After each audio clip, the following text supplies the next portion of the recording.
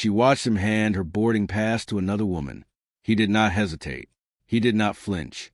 He did not lower his voice or pull the woman aside or wait until Serena had turned away.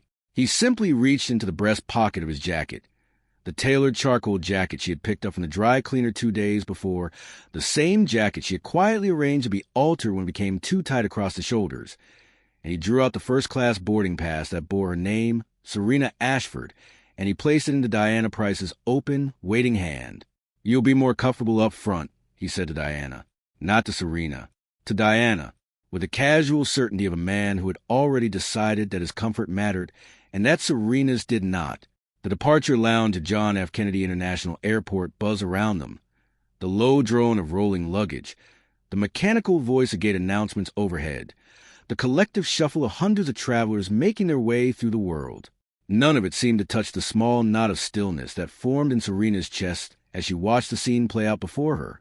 Diana Price smiled, looked down at the boarding pass, and then looked up at Derek with an expression that was both grateful and triumphant. She tucked the pass into her designer clutch, a deep burgundy bag that Serena recognized from a magazine editorial. And then Diana glanced at Serena, just once. The glance lasted barely a second. It contained everything. "Serena," Derek said, finally turned to face her. He had the expression of a man managing logistics, not a man speaking to his wife. "You don't mind economy, do you? It's only 7 hours. Diana has a presentation to finalize before we land. She needs a space to work. 7 hours. Only." She stood with her carry-on at her side, her posture even, her face composed. Around them, a small cluster of Derek's colleagues from Vantage Capital were drifting nearby. Marcus Webb and his wife, Jonathan Ford, and a younger associate named Tyler Chu, all of them witnesses to the exchange, all of them doing that particular thing people do when they are watching something uncomfortable, which is to look away while continuing to look. Serena said nothing for 3 full seconds. She held Derek's gaze without expression. Then she said quietly, with the measured tone of a woman who had already counted to 10 1,000 times in her marriage, "I don't mind." It was such a soft sentence. It had no edges. Derek nodded, satisfied, and turned back toward Diana. He placed his hand at the small of the other woman's back and guided her toward the boarding line, as though the matter were fully resolved and entirely unremarkable. Marcus Webb's wife, Patricia, caught Serena's eye from 3 feet away. Patricia's face held the particular sympathy of a woman who recognized what she had just witnessed.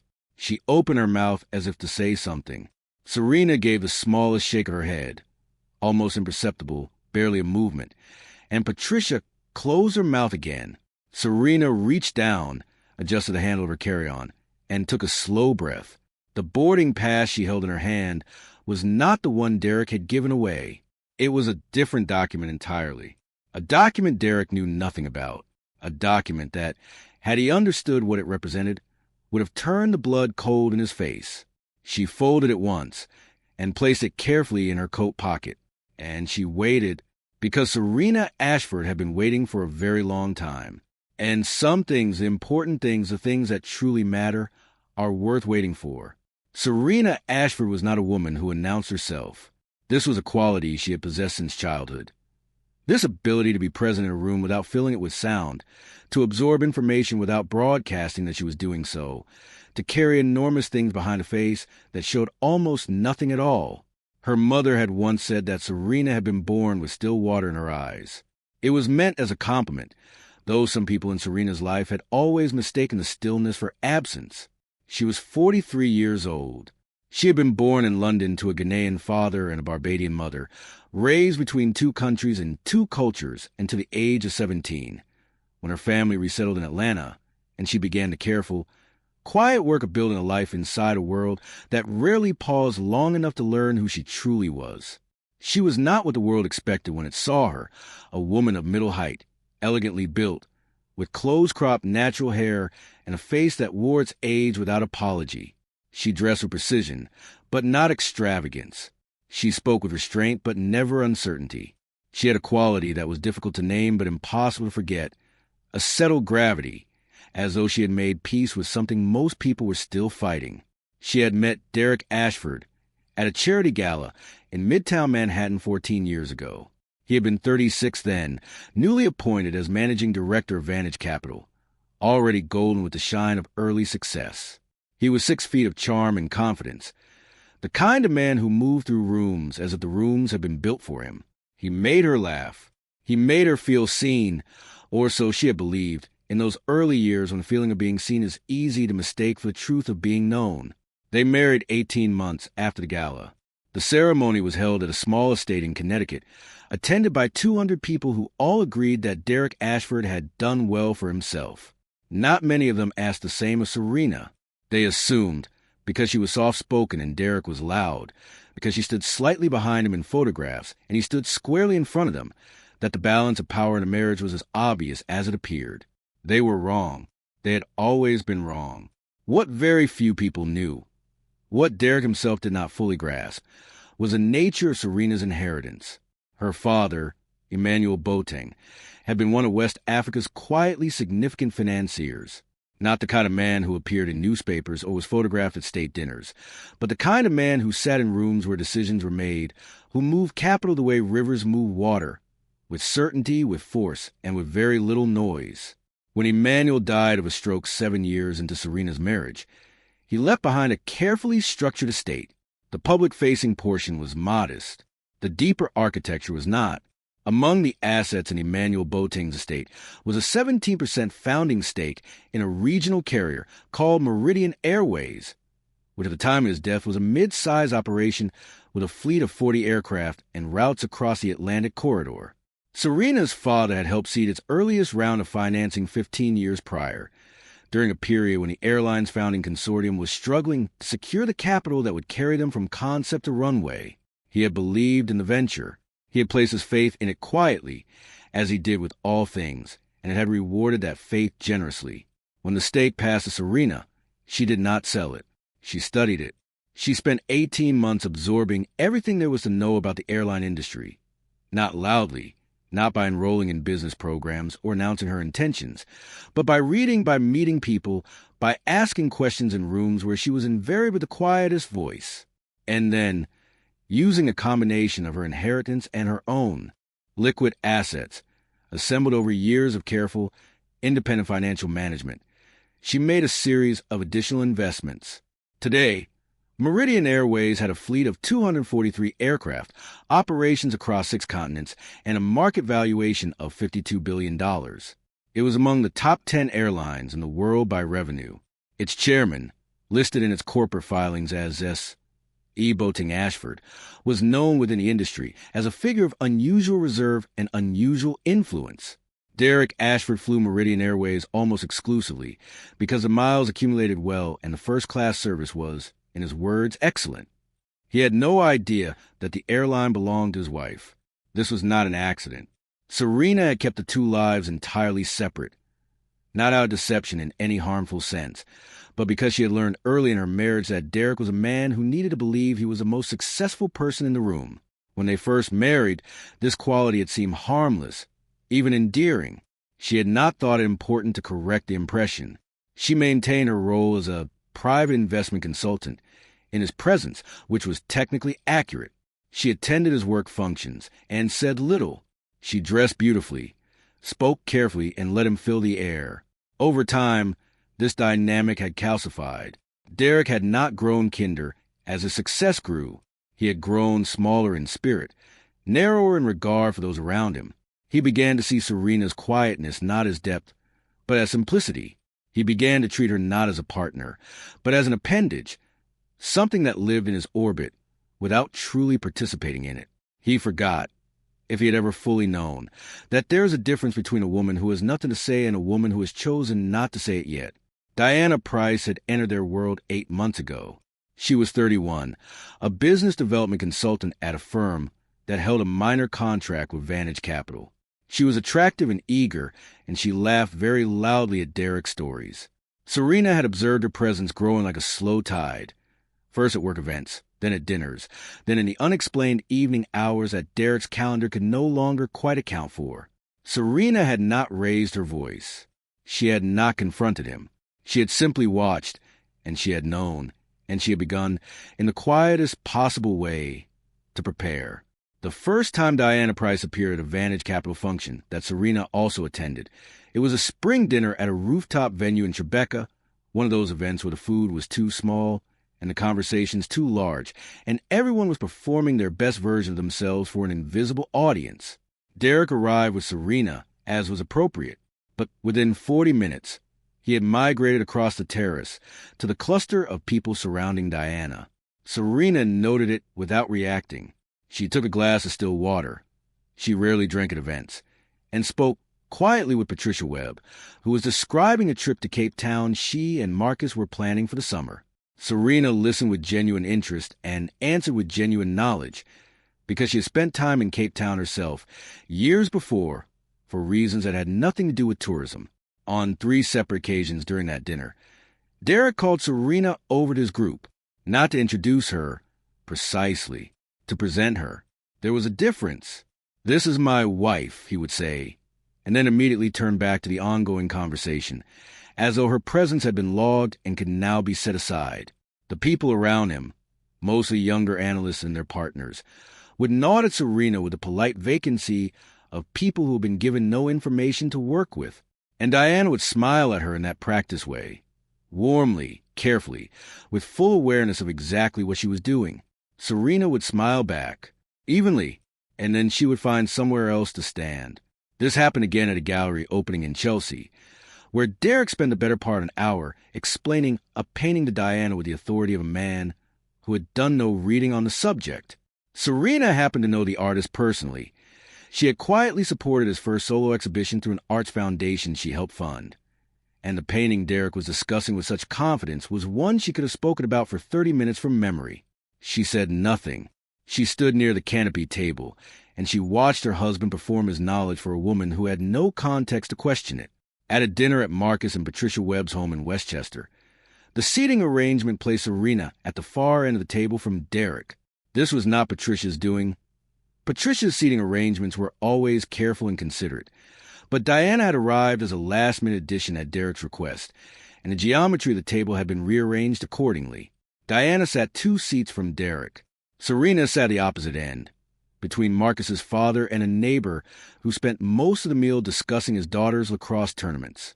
At one point, conversation at the table turned to aviation. A guest named Richard Holt, a hedge fund manager with a red face and definitive opinions, declared that Meridian Airways was probably the best-run airline in the world right now, and asked whether anyone knew who was actually behind it. "The chairman is some ghost figure," Richard said, cutting his lamb. "S. Boateng something. Nobody's ever seen them publicly. My guess is it's a consortium front." Serena set down her fork. She picked up her water glass. She took a single, slow sip.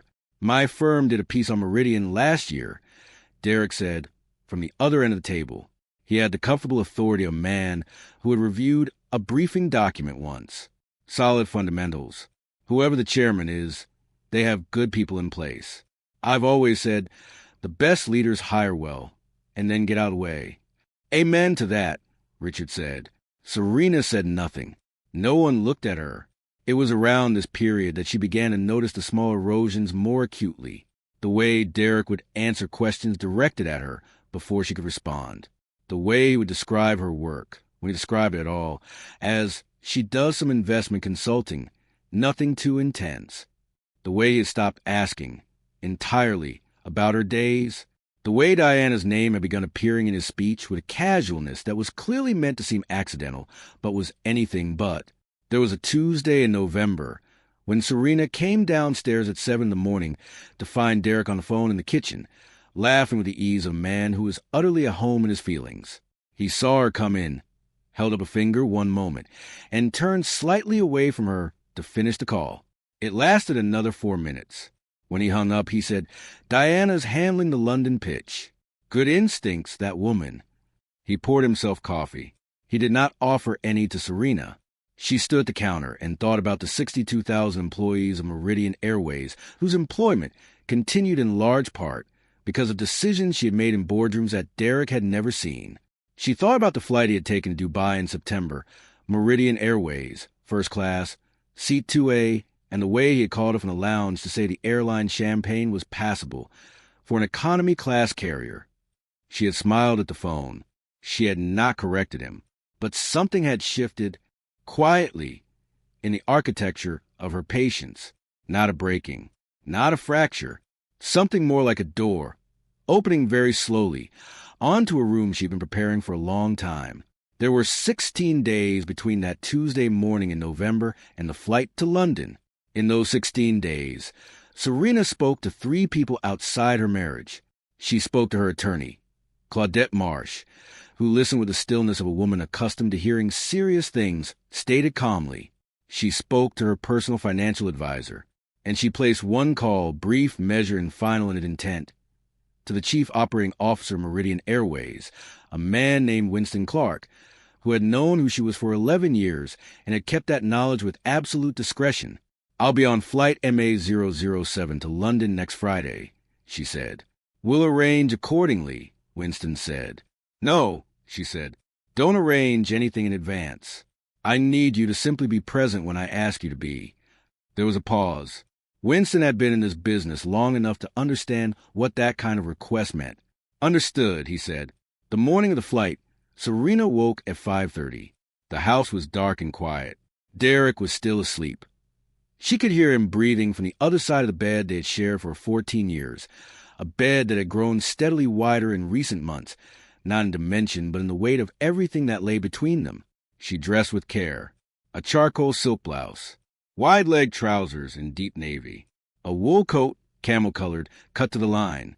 She did not wear jewelry except for a single gold ring on her right hand, her father's ring, the one she wore when she needed to feel his presence. She checked her carry-on. Everything was in order. Everything had been in order for days.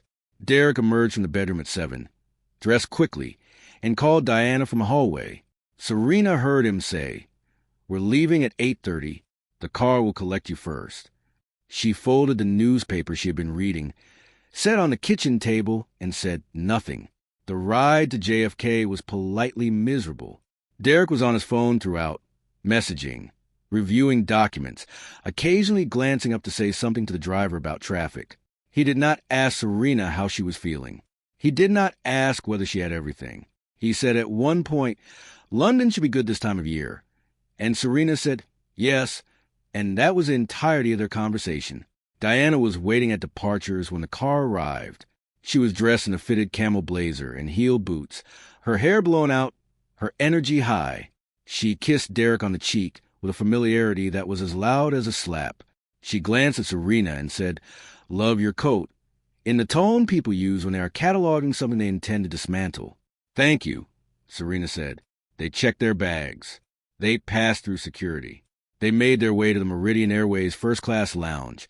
Serena's lounge, in a sense that only she and Winston Clark would have understood, and sat in separate groupings for 40 minutes. Derek and Diana at a window table, leaning toward each other. Serena at a quieter seating area near the entrance, with her tea and her document folder and the particular stillness she wore like armor. At the gate, boarding had just been called for first class when Diana reached into her bag and said, loudly enough to be heard, that her boarding pass wasn't scanning properly. Derek stepped toward her immediately. He examined her pass. He frowned. Then, without discussion, without a moment's consideration, without even the courtesy of lowering his voice, he reached into his own jacket pocket and retrieved the second first-class boarding pass. Serena's boarding pass. The gate agent, a young woman in the navy and gold meridian uniform, watched from behind her desk. 3 of Derek's colleagues, Marcus Webb, Jonathan Ford, and Tyler Chu, stood nearby in the boarding queue. Jonathan had the good grace to study his own shoes. "Here," Derek said, handing the pass to Diana. "Take 3A. I'm in 1A, so we're close enough." He said it as though it were a minor logistical adjustment, as though he were rerouting a package. Diana took the pass without hesitation. Of course she did. Derek turned to Serena. "There's a seat in economy, 34B. It's fine. Window seat. 7 hours goes quickly. Seat 34B. She looked at him for a moment, not with hurt, not with anger, with something far quieter than either of those things. She looked at him the way someone looks at a choice they've been watching a person build toward for a very long time, brick by deliberate brick, and finally sees completed. "The seat you've given away," she said carefully. Had my name on it. I know, Derek said. I'll make it up to you in London. There's a nice dinner on Friday. He was already turning away. Around them, the boarding queue had gone slightly still. Patricia Webb was standing just outside the cluster with her hand pressed flat against the front of her coat. Marcus was looking at the ceiling. Tyler Chu had the look of a young man who would be processing this moment for weeks. The gate agent behind the desk was watching, and her expression was not neutral. There was something in it, a flicker, a tightening, though she said nothing. Serena did not raise her voice. She did not tremble. She did not produce the document in her pocket. Not yet. The time was not yet. She simply picked up her carry-on with the measured movement of a woman who has decided, finally and completely, that the scales have reached their tipping point. All right, she said. Just those two words, soft as water. And she stepped out of the boarding queue. She did not go to seat 34B. She walked, with complete composure, away from the gate, through the terminal, and into the corridor beyond. Behind her, the boarding door received the first-class passengers. Behind her, Derek Ashford settled into seat 1A, and Diana Price settled into seat 3A, and the Meridian Airways flight attendants moved down the aisle with warm towels and champagne. Behind her, the flight that was about to carry her husband to London began to close its doors. Serena walked until she found a quiet alcove near a window that overlooked the tarmac. She sat down. She set her carry-on at her feet. She opened her coat pocket and removed the document she had placed there that morning. It was not a boarding pass. It was a single-folded letter on Meridian Airways corporate stationery, signed by the airline's legal counsel. An authorization letter. She read it once to confirm that everything was in order. Then she took out her phone, and she made the call she'd been planning for 16 days. The first call was to Winston Clark. "The flight has boarded," she said when he answered. "I'm at the gate." "We've been watching the manifest," Winston said. "I understand the situation." There was a brief pause that held something weightless between them. Years of professional trust, the understanding of two people who had worked together in the patient dark for a very long time. "I would like to arrive at Heathrow before the flight lands," Serena said. "I'll need the private arrangement we discussed." "It's ready." The Meridian executive shuttle departs from a private terminal at 11. You'll land 90 minutes ahead of MA007. "Good." She paused. "And the suite at the terminal?" "The Boateng Ashford executive suite has been prepared. The terminal manager has been briefed. The entire Heathrow senior ground staff has been notified of your identity."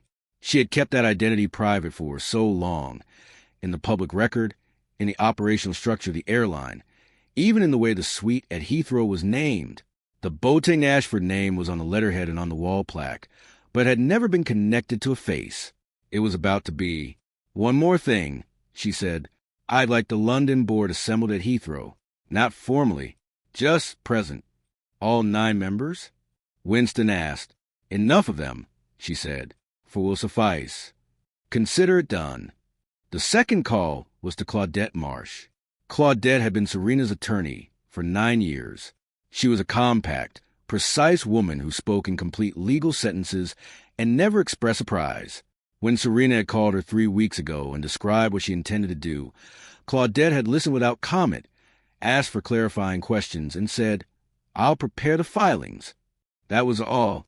"The separation agreement," Serena said now, standing in the airport alcove, watching a Meridian aircraft taxi toward a distant runway. "Is it finalized?" "Delivered to your secure document account this morning at 7 a.m., Claudette said, "Signed by me, awaiting your authorization signature and service." "I'll sign it today. I'd like it served before end of business Friday." "That will be straightforward," Claudette said. "The corporate disclosure?" Serena asked. "The public filing amending the chairman's listed identity, your full name, photograph, and role, was submitted to the SEC and to Meridian's corporate registry this morning at 9 a.m. It will propagate to public databases within 24 to 36 hours. A pause. "It will be new, Serena." "Yes," Serena said. "It will." The third call she made was a brief one, a voicemail to her assistant in New York. Simple instructions about a forwarding address and a hotel reservation in Mayfair. The Mayfair Hotel was one Serena was partial to, small, elegant, discreetly managed. She had stayed there many times on her own, without Derek, on trips that he believed were investment-related. He was not wrong.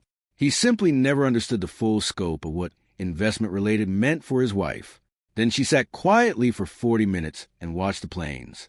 There is something deeply clarifying about airports. They are full of arrivals and departures, not just of planes, but of lives. People come and go carrying entire worlds in their luggage. She had moved through hundreds of airports in her life, and she had always found them peaceful in a paradoxical way. The constant motion had the effect of making stillness feel deliberate. Being still in a moving place requires a kind of intention that ordinary life rarely demands. She thought about her father. Emmanuel Boateng had said to her once, when she was perhaps 15 years old and had been quietly furious about an injustice at school, she could no longer remember the precise nature of it, that the most powerful thing a person can do when treated as though they are nothing is to wait, not to accept. He had told her carefully, not to capitulate, but to wait with full awareness, the way a river waits behind a dam, present, gathered, patient, and absolutely certain of what will happen when the barrier is removed. The water does not become angrier while it waits, he had said. It is simply always the same water, and the dam is what changes. She had carried that image for 28 years. She boarded the executive shuttle at 11:15. The aircraft was a small Meridian corporate jet, 12 seats, configured for comfort rather than volume. She was the only passenger. The flight attendant, a young man named Daniel, addressed her as Madam Chairman when she stepped aboard. It was the first time in her life that anyone outside the inner circle had done so in her physical presence. She felt the weight of it settle over her like something earned rather than given. She ordered tea. She opened her document folder. And as the aircraft lifted from the tarmac at JFK and banked east over the Atlantic, she reviewed the papers that represented 14 years of her life and the business of reclaiming herself in the story someone else had written for her. The flight to Heathrow took 6 hours and 40 minutes. She arrived at the private terminal at 6:25 in the morning, London time. Dawn was just beginning to press itself against the sky. That particular English dawn that is less a sudden brightness than a slow, gray permission to exist. She was driven to the main terminal in a quiet, black car. She was met at the entrance by the Heathrow terminal manager, a composed man named Alastair George, who shook her hand with appropriate gravity. "The suite is prepared," he said. "The board members are assembled. Flight MA007 from JFK is showing on time. Expected arrival 8:15. She thanked him. She was shown to the Boateng Ashford executive suite, where a breakfast she had not ordered but which had been thoughtfully arranged was set at a long table. Along one wall, the suite's nameplate caught the early light. Boateng Ashford Suite, EST 2013, and she stood before it for a moment, reading her own name as if for the first time. The 4 board members who had made themselves available at her request were seated at the far end of the room. Miriam Osei, the airline's non-executive director, and a woman who had known Serena's father personally, Charles Adeyemi, the chief financial officer, Dr. Priya Naveen, head of global operations, and Winston Clark himself, who had flown ahead on an earlier connection, and now stood when she entered with an expression that was professional and quietly proud. She greeted each of them. She sat at the head of the table. She poured her own coffee. "We have approximately 90 minutes, she said. They nodded. "Let's use them well." Flight MA007 from John F. Kennedy International touched down at Heathrow at 8:19 in the morning, for minutes behind its scheduled arrival. The aircraft, a Meridian Airways wide body, painted in the airline's deep navy and gold livery, rolled slowly along the taxiway toward Terminal 5 as the London sky settled into its characteristic pewter gray. Inside the aircraft, Derek Ashford was on his 3rd cup of coffee. He had slept for 3 hours somewhere over the middle of the Atlantic, then spent the remaining hours of the flight reviewing pitch documents for the London meeting. Diana had been beside him for most of it. They had moved seats after the service ended, and she had shown him the slides for a portion of the presentation in a way that required a degree of proximity that Derek seemed to find neither inappropriate nor noteworthy. He had not called Serena during the flight. He had thought about it once, briefly, when the cabin lights dimmed at around hour 2, but the thought had passed quickly. She would be fine. She had flown economy before. It was not a hardship. As the plane docked at the jet bridge and the cabin began the slow process of disembarkation, Derek gathered his belongings with the ease of a man who had done this hundreds of times. He tucked his documents into his briefcase. He straightened his jacket. He waited for Diana to retrieve her bag from the overhead bin, and then they moved together down the aisle with the comfortable choreography of two people who have established their proximity as ordinary. In the arrivals processing area, they moved through passport control quickly. First-class queues were short, and Derek had global entry, which he always noted with A. Proprietary satisfaction. Diana was slightly slower, but she emerged through the doors within minutes, and they walked together into the public arrivals hall. The hall was the usual controlled chaos of Heathrow's morning rush. Families with trolleys, business travelers moving fast, drivers holding name signs. Derek scanned the crowd out of habit, looking for nothing in particular, and then his attention snagged on something he had not expected. Ahead of him, past the barriers, a small group of individuals in formal business attire stood together with the deliberate stillness of people who had arranged themselves, not gathered accidentally. Among them, Derek recognized Winston Clark. He had seen Winston Clark's photograph in the Meridian annual report he had kept on his desk for a year because he found production quality impressive. There was a woman he did not recognize beside Clark and two other men in suits. But it was not the group that stopped him. It was the woman at the center of them. She was standing, not seated, not waiting the way that one waits for something to arrive, standing with the particular ease of someone who has arrived long before the occasion has begun. She wore a coat he had not seen before, deep charcoal, architectural in its cut. Her natural hair framed her face with quiet authority. On her right hand, gold caught the terminal's overhead light. It was his wife. Standing in the middle of Heathrow arrivals, surrounded by what was clearly a corporate delegation and being spoken to, he now registered this fully, as if the image were assembling itself in slow motion, with a deep, deferential attentiveness that people reserve for those who hold genuine institutional power. Derek Ashford stopped walking. Diana stopped beside him, following his gaze. She saw Serena. She saw the group. She said nothing. Serena had not yet looked at him. She was speaking with Miriam Osei, a brief exchange, something shared between two women with decades of mutual understanding. Then Miriam stepped back, and Winston Clark stepped slightly to the side, and Serena turned. She looked directly at Derek, and she held the look. She did not smile. She did not wave. She did not adopt the particular expression of a wife who is pleasantly surprised to run into someone. Her face was entirely calm, the kind of calm that has nothing to do with passivity and everything to do with complete knowledge of the ground beneath one's feet. Derek walked toward her. He could not help it. The pull of it, the sheer wrongness of the image as he understood it, the cognitive scramble that happens when reality does not match its expected shape, brought him forward without his fully deciding to move. "Serena," he said when he was close enough. How did you get here before the flight?" She regarded him for a moment. Then she said simply, "I took the executive shuttle." The executive. He looked at the people standing behind her, at Winston Clark, at the woman he now recognized as Miriam Osei, because her face had appeared in a profile in the FT last spring, and it was landing in his memory now with the force of something colliding. "Who are these people?" "My colleagues," Serena said. "Your colleagues." He repeated it as though the word were in a language he didn't speak. "Serena, what's going on?" She reached into the document folder that had been at her side and withdrew a single item, a laminated card, similar in size to a business card but slightly thicker, bearing the Meridian Airways corporate seal and crest in gold and navy. She held it out to him between two fingers. He took it. He looked at it. It read, "Serena Evelyn Boating Ashford, Chairman and Majority Shareholder, Meridian Airways Group, Estate 2013 Market Valuation, $52.4 billion.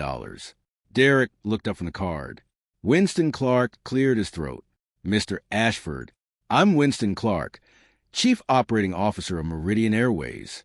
I believe you've flown with us quite frequently." A pause, measured and professional, as has your wife. Silence held the space between them. Diana had stopped 5 feet behind Derek. She was reading the card over his shoulder. She had gone very still in the way that people go still when the floor has shifted without warning. Jonathan Ford and Marcus Webb, who had emerged from arrivals not far behind Derek and Diana, stopped in their tracks at the edge of the hall. Marcus looked at the delegation. He looked at Serena. Something crossed his face, something that started as confusion and resolved gradually into an expression of profound recalibration. Serena let the silence stand for exactly as long as it needed to. She did not rush it. She did not soften it. She had given that silence 14 years to build, and she was not going to waste it now by filling it with noise. Then she spoke, quietly, as she always did. "I have funded and chaired this airline for 11 years, she said. "The seat you gave away yesterday, 3A on flight MA007, was a first-class seat on a flight operated by an airline of which I am the majority shareholder." She tilted her head a fraction. "I chose to fly separately. I am sure you can understand why." Derek's mouth opened. No sound came out. "The Boateng Ashford Executive Suite has been reserved for a board meeting this morning," she continued. "I would invite you to join us, but I think you have a presentation to prepare." She glanced, only once, and briefly, at Diana, and then looked back at Derek. "Diana has good instincts. You said so yourself." She let that land. Marcus Webb made a sound that was not quite a cough. Serena turned to Winston Clark. "Shall we proceed?" "Of course, Madam Chairman," Winston said, and she walked forward, through the small parting that opened naturally in the group around her, into the corridor beyond, into the part of the building where the Boateng Ashford suite waited with its long table and its morning light. And she did not look back. She did not need to. The story, as stories do, found its own way into the world. Marcus Webb was not a man who spread gossip. He was by nature cautious with information, careful with words, measured in his social conduct. But he was human, and what he had witnessed in the Heathrow arrivals hall at 8:45 on a Friday morning was not the kind of thing that stayed quietly in a single mind for long. By the time he reached his hotel in Mayfair, he had said something to Patricia over the phone that he could not unsay, and Patricia was a woman whose own discretion operated on a different frequency. Within 48 hours, the story, in broad, accurate strokes, was circulating the orbit of people who knew the Ashfords. The more significant development came through the corporate disclosure. The SEC filing in Meridian's updated corporate registry propagated exactly as Claudette had predicted, within 36 hours of submission. By Saturday afternoon, S.E. Boateng Ashford had a face. Financial journalists were the first to notice, a brief note in an aviation industry newsletter, then a short item in the FT, then a more substantial profile piece that began to circulate among business circles by the following Monday.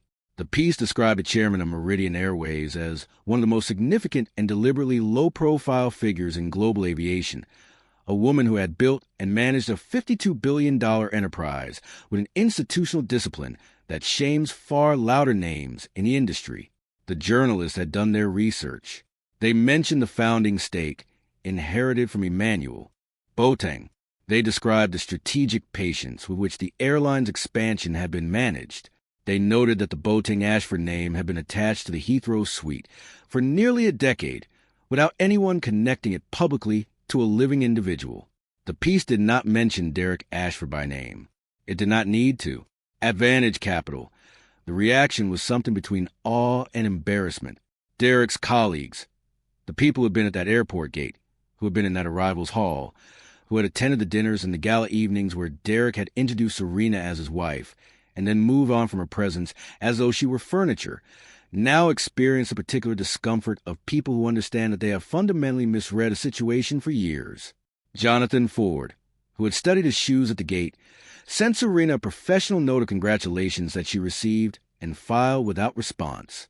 Tyler Chu, the youngest associate, simply said to a colleague at lunch, "I always thought she was the most interesting person in any room. I just didn't understand why." Derek's position at Vantage Capital did not survive the quarter. This was not due to any action Serena took directly. It was a consequence of something more inevitable and more impersonal than vengeance. When it became known that the managing director of Vantage Capital had been married for 14 years to the chairman of one of the world's largest airlines and had apparently possessed no meaningful knowledge of her identity, the questions that arose in the boardroom were not comfortable ones. What did Derek Ashford actually know about his own professional landscape? What conversations had happened in his home over 14 years that might have informed or compromised the fund's operational decisions? What contract had been structured? What investments positioned? With Meridian as a factor, while Derek remained unaware of connection, a compliance review was quietly initiated. It found nothing improper. Because there was nothing to find, Serena had been scrupulous about separation, but the review itself was damaging enough. Derek submitted his resignation in the third week of October, in a letter that was 3 paragraphs long and contained the phrase, "to pursue new opportunities," which was a sentence that men use when no other sentence is available. Diana Price's contract with the firm was not renewed the following cycle. Her business development role evaporated with the same procedural quietness that Vantage Capital preferred for all its unpleasant endings. Patricia Webb came to London 2 weeks after the arrivals hall moment, ostensibly for the trip to Cape Town she had mentioned at Tribeca. She called Serena, and Serena agreed to meet her for tea at the Mayfair Hotel. Not in the restaurant, but in the small garden at the back, where the afternoon was cool and the roses had gone brown and lovely with autumn. Patricia sat across from her and looked at her for a long moment. Then she said, "I want to say something, and I mean it plainly. I think I failed you. We all failed you. We let him make you invisible, and we should have known better." Serena poured the tea. She considered the honesty in Patricia's face, and she appreciated it, because honesty of that kind is rare and costly. "You saw me," Serena said, after a moment. "At the gate. You tried to say something." "I should have said it louder," Patricia said. "Years ago." Serena looked out at the garden. The roses had that quality October roses always have, a beauty made more profound by its nearness to ending. "I wasn't ready for it to be loud," she said. "Not then." Patricia absorbed that. "Are you all right?" she asked. Serena thought about the question, not the social version of it, the reflexive reassurance that politeness demands, but the real version, the one that Patricia was actually asking. "Yes," she said, and it was true. The divorce was filed through Claudette's office that same Friday evening in London. Derek did not contest the terms. The separation agreement was structured with precision that bore all the hallmarks of years of quiet preparation. Clean lines, clear figures, no ambiguity. Derek retained the Connecticut house, which he had purchased in his own name before the marriage. He retained his retirement accounts and his personal investments. He retained nothing of Serena's financial architecture, because none of it had ever been in his name. It had never needed to be. On the day the final papers were signed, Serena had been back in New York for 2 weeks. She sat in Claudette's conference room and signed her name in a quiet, deliberate way she did everything. Claudette notarized the signature. The paralegal gathered the documents. And that was that. 14 years, 3 pages, the end of one life, and the quiet opening of another. Part 8, reflective close. There is a particular quality to a November morning in New York that has always moved Serena more than she can fully explain. The light comes in low and golden and utterly without warmth. It illuminates without comforting, in the way that clarity often does. The city moves through it at its characteristic pace, indifferent to beauty, busy with the serious business of being itself. She stood at the window of her apartment. Her own apartment now, a place she had taken in the West 70s, high up with view of the park, and held her tea in both hands and watched the morning arrive. She was not triumphant. She wanted to be clear about that, at least within the privacy of her own heart. Triumph is a loud emotion, and Serena had never much trusted loud emotions. What she felt was something quieter and more permanent, something closer to the word settled, like a house that has stopped shifting on its foundation, like a river that has found its proper course and is simply, finally, flowing the direction it was always meant to go. She thought about her father, as she often did. She thought about the image he had given her when she was 15, the water behind the dam, patient and constant and certain of its own nature. She had spent 28 years being that water. She had spent 14 of them inside a marriage that had functioned, in many ways, like a dam. Not built with cruelty, perhaps, but built with an obliviousness that amounted to the same thing, the slow narrowing of a space, the diminishment of a person, not through violence, but through the far more common method of simply refusing to see them. What she had learned in those years was that being unseen is not the same as being small. It had taken her time to hold that distinction clearly, to feel it in her bones without self-doubt. But she held it now. She held it firmly. The phone on her desk showed 3 new messages, all professional, from Winston, from Miriam Osei, from the PR firm that had been engaged to manage the public profile that was now, finally, attached to her name. She would respond to them all. She would sit at the head of another boardroom table this week, and she would speak with the same measured authority that had always been hers, except that now the room would know it too. But for this moment, she simply stood at the window in the early November light and let herself be present. She thought about the seat. 3A, Meridian Airways, Flight MA007. There was something almost perfectly poetic about the fact that the final humiliation had been committed on an aircraft that belonged to her, that the boarding pass, the lounge, the warm towels, the first-class champagne, all of it had existed within a world she had helped build, and he had moved through it without knowing. She did not find this funny, but she found it clarifying. She had given 14 years of her grace to a man who had mistaken grace for compliance. That was not Derek's fault entirely. The world had taught him, as the world teaches so many men of his particular formation, that a quiet woman is a lesser woman, that stillness means absence, that a person who takes up little space must have little of value. The world had shown him that lesson so consistently, from so many directions, that he had never thought to question it. That was its own kind of poverty, to move through the world with that degree of certainty and that degree of blindness, and never feel the loss of what you cannot see. She did not hate him. She did not wish him ill. She simply wished to be done with him, in the clean and final way that one sets down a weight one has carried for a very long time.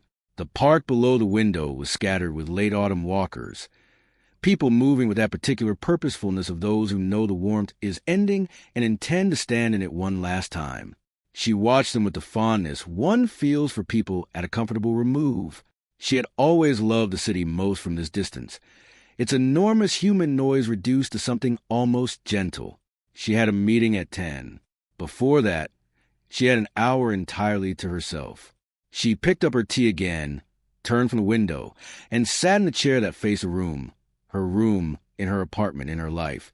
And she thought about what it means to carry a thing quietly for so long that the weight becomes invisible even to yourself, until the morning you set it down and find, to your astonishment, how much lighter the air has become. There are women everywhere who do this, who carry more than anyone sees, who know more than they say, who have built an entire world behind a face that the world has decided to overlook. They are in boardrooms and in kitchens. They are on the Meridian Airways flights and in the departures lounges. They are standing at the backs of photographs that other people are centered in. They are the water behind the dam, quiet and deep and absolutely, irrevocably certain of what will come when the barrier finally gives. Serena Evelyn Boating Ashford set down her teacup, straightened her back, and opened her laptop. There was work to be done, and she was, as she had always been, exactly the right woman to do it.